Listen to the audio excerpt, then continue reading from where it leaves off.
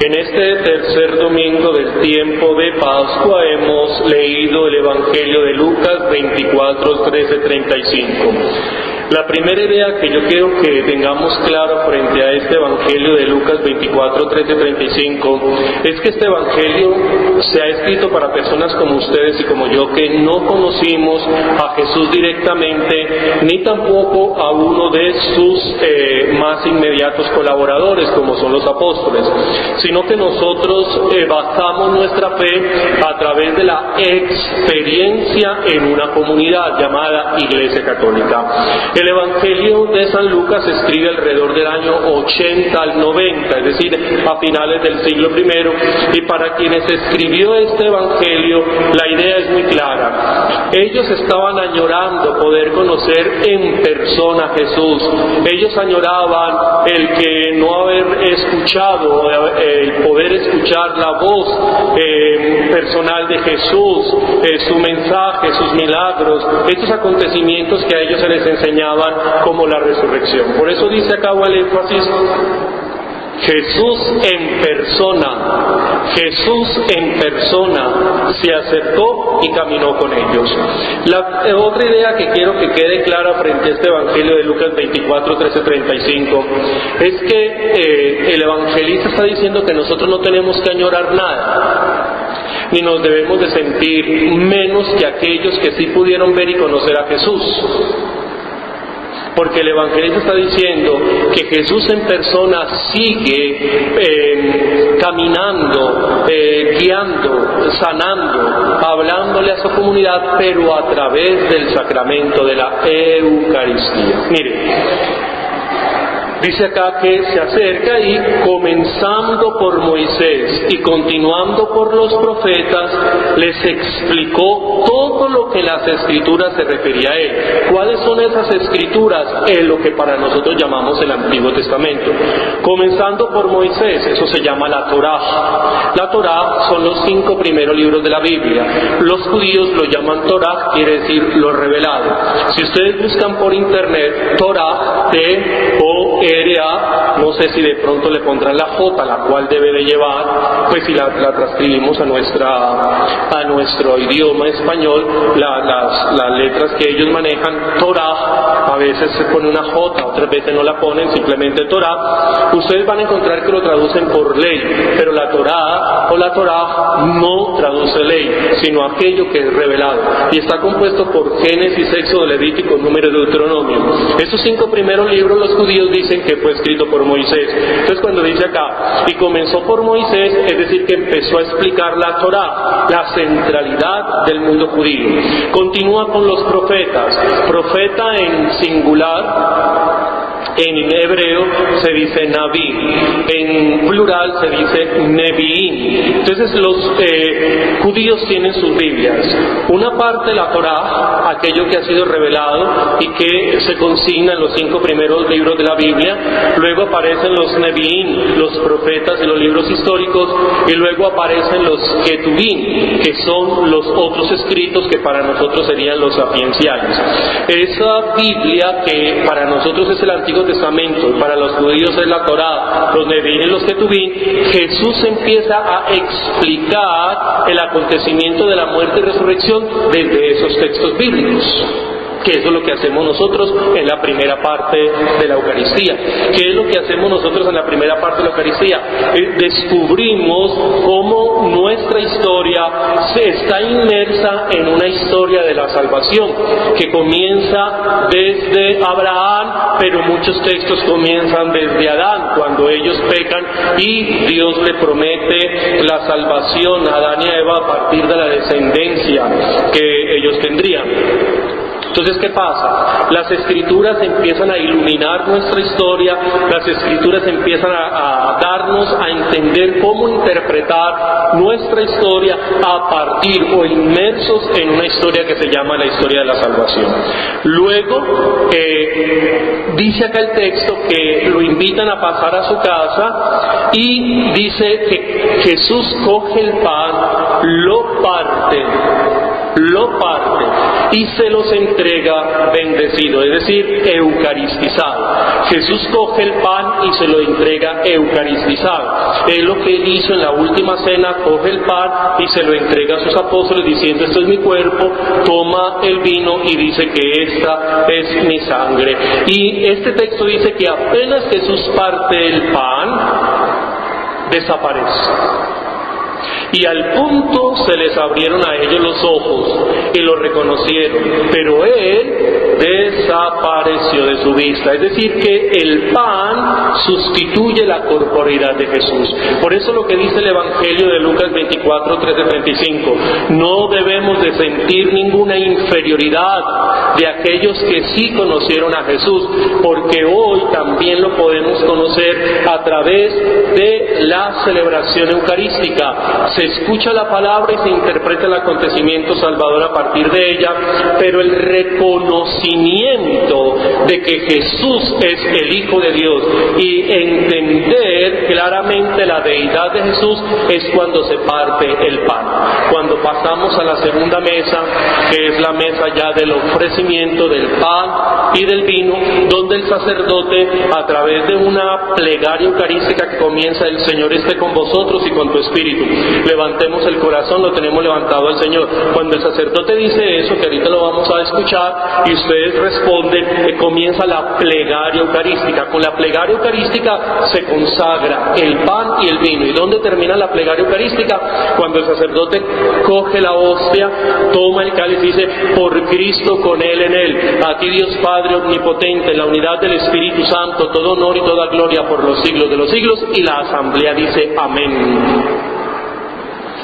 Eso es lo que consagra el pan y el vino. Más, dentro de esa plegaria eucarística hay una transubstanciación. Es decir, que ese pan deja de ser pan en esencia y se convierte en carne, y ese vino deja de ser vino en esencia y se convierte en sangre. Hay una transubstanciación en donde se aplica inmediatamente que el sacerdote está recordando las palabras históricas de Jesús. No se me vayan a perder. ¿Cuándo existe la transubstanciación? Cuando el sacerdote repite las palabras históricas de Jesús. Pero ¿cuándo se consagra el pan? Con la plegaria eucarística. ¿Ve?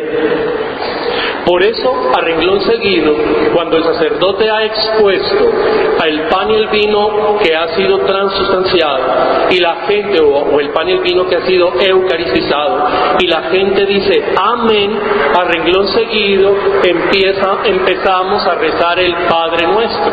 ¿Ve usted? ¿Por qué empezamos a rezar el Padre Nuestro? Como ya tenemos la presencia real de Jesús a través de ese pan y ese vino, es decir, ese pan y ese vino sustituyen la corporeidad físico-espacio-temporal de Cristo, entonces ya nosotros nos dirigimos directamente al Padre, porque ya tenemos al Hijo presente dentro de la comunidad. Si usted analiza desde que yo comencé la Eucaristía y ustedes empezaron con respuestas, etcétera, toda la Eucaristía es dirigida al Padre a través del Hijo. Siempre nos estamos dirigiendo al Padre a través del Hijo. Pero ahora, cuando yo exponga el pan y el vino y la asamblea, ustedes digan amén, después vamos a dirigirnos directamente al Padre. ¿Ven? Por eso lo que dice el texto: no debemos añorar algo que sucedió en el espacio, en el tiempo, con unos hombres como Pedro, Santiago, Juan. No debemos añorar el ciego de nacimiento que Jesús cura. No debemos de añorar lo que le pasó a la Sirofenicia. No debemos de añorar esa libertad que le entrega Dios a la mujer adúltera o el paralítico. Bueno, no tenemos que desear nada de eso, porque hoy también Jesús sigue hablándonos, sigue curándonos, sigue acompañándonos, sigue dándonos esperanza, pero a través de estos rituales, a través de estos sacramentos. Los sacramentos sustituyen la corporeidad de Jesús. Por eso creo que es muy importante que tengamos eso claro, sobre todo porque la gente hoy está, no, que lo que diga las Sagradas Escrituras, lo que diga la Palabra de Dios, lo que diga las Sagradas Escrituras, que ahí se están quedando. Pero el problema es que, como nosotros podemos leer en Lucas capítulo 24, versículo del 3 al 35, las Escrituras no sustituyen a Jesús. Jesús explica las Escrituras, comenzando por Moisés, es decir, la Torá, sigue con los profetas, los Nevi'im, y seguramente aparecerían ahí los sapienciales, pero no sustituyen la corporeidad, no les quita el velo, porque la Escritura en sí misma solo se entiende cuando está inmersa en la historia de la salvación, en la historia de la Iglesia. Solo logran descubrir quién es Jesús cuando se parte el pan. Solo podemos descubrir quién es Jesús cuando venimos a la Eucaristía. Y así, escúchenme bien esto, como en la época de Jesús su carne fue un obstáculo para creer en Él, hoy también la vida sacramental puede ser un obstáculo para creer en Él.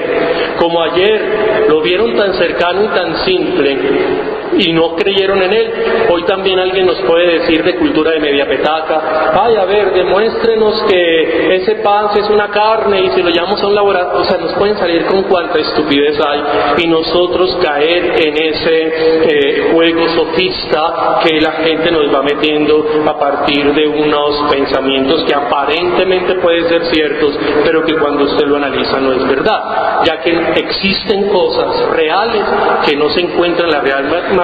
Doy un ejemplo. A veces la persona dice: ay, demuéstreme que existe Dios y yo creo. Pues usted también tráigame 5 miligramos de odio y yo le creo. Tráigame 5 miligramos de odio. ¿El odio existe? Sí. ¿Usted me lo puede comprobar? No. Ah, bueno. Tráigame en un frasquito lo que significa el amor. ¿El amor existe? Sí. ¿Pero yo lo puedo comprobar? No. ¿Pero existe? Sí.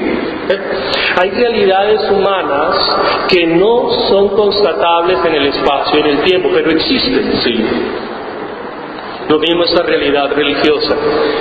Dios no puede reducirse a una realidad espaciotemporal, y Jesús con la resurrección se escapa a la realidad espaciotemporal. Más, los sacramentos sustituyen esa realidad espaciotemporal que nosotros sí necesitamos, y por eso es que Jesús no se convierte en un mito, por eso es que Jesús no es una deidad elaborada por el pensamiento humano, como sí pueden existir aquellas personas que fundamentan su fe solo en las Escrituras, como para que Jesús pueda tener carne, para que Jesús pueda tener espacio, para que Jesús pueda ser realmente el Salvador, nosotros debemos de incorporarlo en esta realidad sacramental. De resto, Jesús es simplemente una realidad metafísica, un ser que sería la forma de llamar a una divinidad. Pero cuando usted mete estos conocimientos en la historia y dentro de la historia de la Iglesia Católica y lo celebra a través de estas realidades sacramentales, Jesús tiene cuerpo, Jesús muere en una cruz, Jesús se encarna, Jesús asume nuestra naturaleza humana, por ende nos salva. Continuemos con nuestra celebración eucarística. Yo creo que es mucho lo que tenemos que aprender de estos espacios, y así como ayer algunos rechazaron al mismísimo Jesús teniéndolo al frente, hoy también existen muchas personas que no quieren reconocer la presencia de Jesús en la Eucaristía, lo cual les encuentra el obstáculo. Ayer por la carne, hoy por la realidad mediática que tienen los sacramentos. Es decir, que solamente aquellas personas que somos llenadas por la gracia de Dios somos los que podemos reconocer las grandes maravillas que ha hecho a través de la historia, y esta que se llama historia de la salvación. El Señor esté con vosotros.